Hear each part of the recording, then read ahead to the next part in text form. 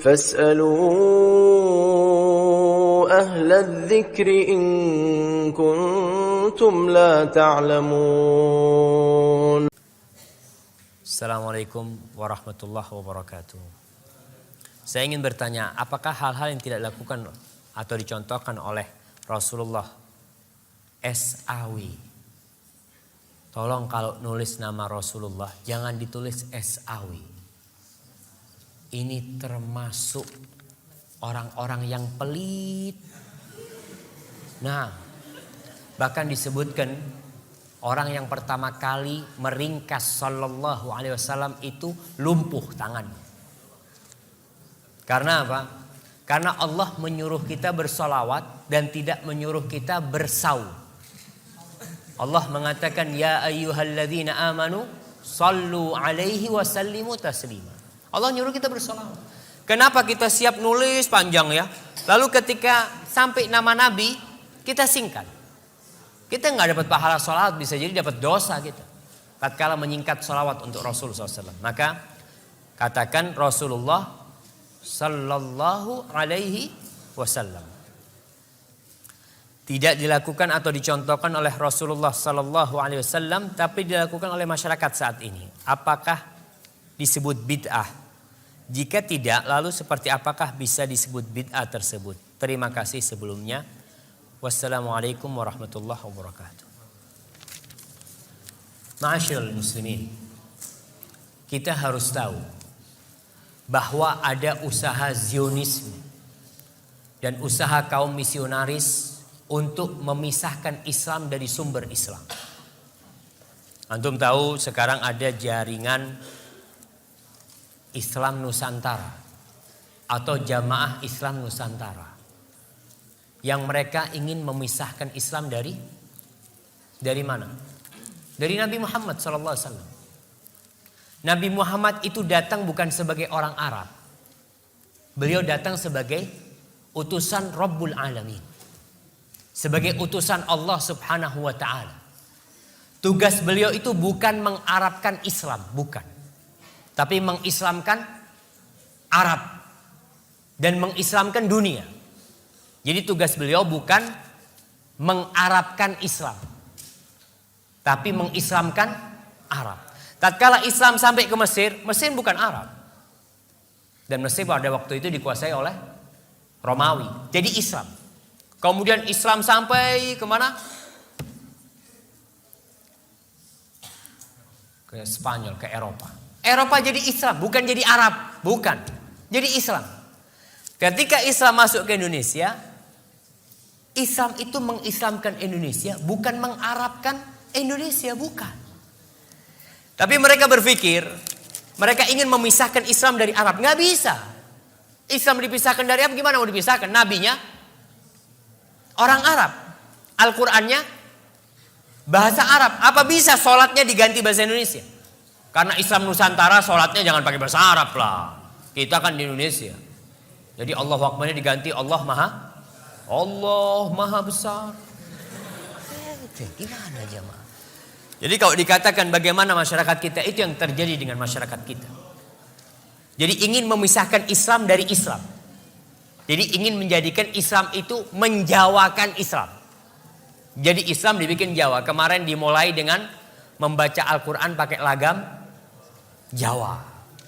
Jadi Islamnya dijawakan, bukan Islam ini mau mengislamkan Jawa. Karena agama yang diridhai Allah Subhanahu wa ta'ala adalah Islam. Jadi kemanapun kita pergi, kita akan mendapatkan Islam itu satu. Nggak ada Islam Arab, nggak ada Islam Mesir, nggak ada Islam India, nggak ada Islam Eropa, nggak ada Islam Afrika, nggak ada Islam Australia, nggak ada Islam Malaysia. Yang ada Islamnya Nabi Muhammad sallallahu alaihi wasallam. Inna ad-dina 'indallah al-Islam. Islam yang mana? Yang dibawa Rasulullah sallallahu alaihi wasallam. Kalau mau ada nabi baru di Indonesia, sudah berusaha. Kemarin di Indonesia ada nabi namanya Ahmad Musaddiq. Iya. Ngaku jadi Rasulullah, muncul Lia Eden. Muncul orang-orang mau bikin agama baru. Jelas orang menolak, tapi sekarang usahanya dibalik. Bagaimana mengislamkan atau menjawakan Islam. Indonesia ini ada berapa bahasa saya mau tanya? Ada 300 lebih bahasa di Indonesia. Ada berapa suku di Indonesia ini? Ada ratusan suku. Terus mau gimana? Apa setiap suku punya Islam yang berbeda-beda nanti? Ini Banyuwangi Using, Islam Using. Ada Islam Madura. Ada Islam Sunda. Ada Islam, nggak mungkin jamaah. Dan itulah usaha yang perlu diperbaiki ya. Bahwasanya agama yang diridhai Allah ini agama Islam, bukan agama Jawa, bukan Islam Jawa. Terus bagaimana dengan kita lihat tradisi-tradisi? Orang memang kalau kita lihat, ya ana harapkan ada di antara antum nanti yang memiliki niatlah untuk memberikan manfaat kepada orang. Di Indonesia banyak tradisi-tradisi Jawa. Ketika Islam masuk ke Jawa, Islam itu melalui 2 periode. Yang pertama, periode pengislaman Jawa, pokok Islam. Orang Jawa pokok Islam. Dia mau sholat, nggak sholat, yang penting Islam. Dulu ada acara namanya sekaten. Sekaten itu dari syahadaten. Jadi orang dulu masuk pokoknya syahadat dulu. Mau sholat nggak apa-apa. Lalu kemudian Wali Songo, ulama-ulama yang datang ke Indonesia ingin menyempurnakan Islam itu. Islam yang sudah masuk ke Indonesia. Tapi penyempurnaan Islam itu tidak pernah berhasil sampai hari ini. Karena ketika mereka sedang berusaha menyempurnakan Islam, masuk Belanda dengan salibnya. Masuk Belanda dengan salibnya. Masuk Belanda dengan misionarisnya. Bahkan sebelum ada Al-Quran diterjemahkan ke bahasa Madura, sudah ada Injil berbahasa Madura pada waktu itu.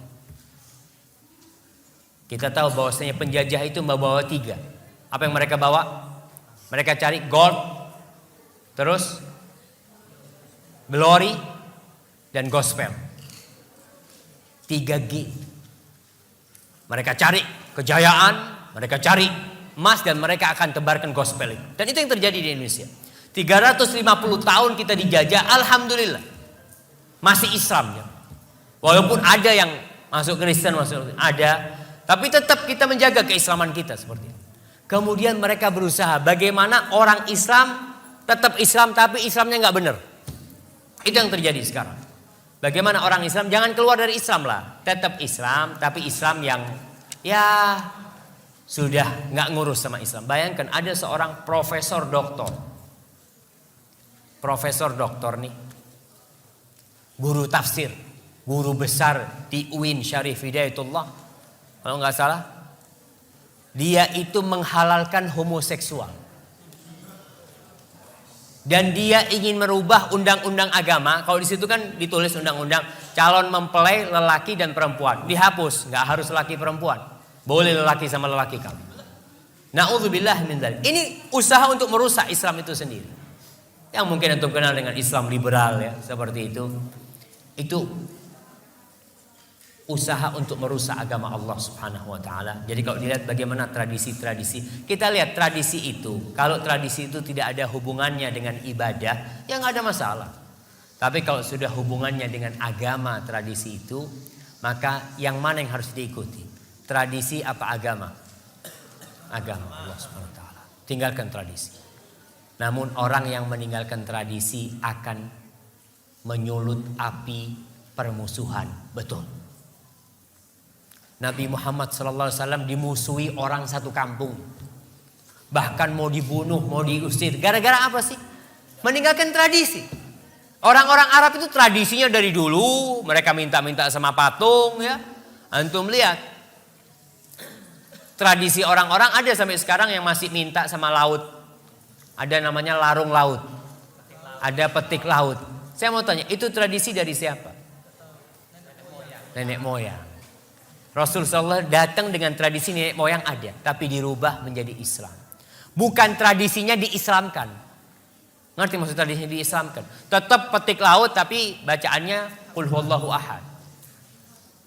Kita tetap itu pengabdian kepada siapa? Kita kepala kerbau kita berikan kepada siapa? Ketika ke laut itu. Kepada Allah? Bukan. Kepada jin-jin penunggu laut kita lempar ke sana. Minta keselamatan kepada siapa? Kepada Allah. Bukan. Maka lihat kepada tradisi-tradisi tadi. Kalau memang tidak ada dalam Islam, tidak diajarkan oleh Nabi, kita tinggalkan. Karena kita hambanya Allah. Dan kita bukan hamba siapa-siapa. Hadza wallahu a'lam bissawab. فاسألوا أهل الذكر إن كنتم لا تعلمون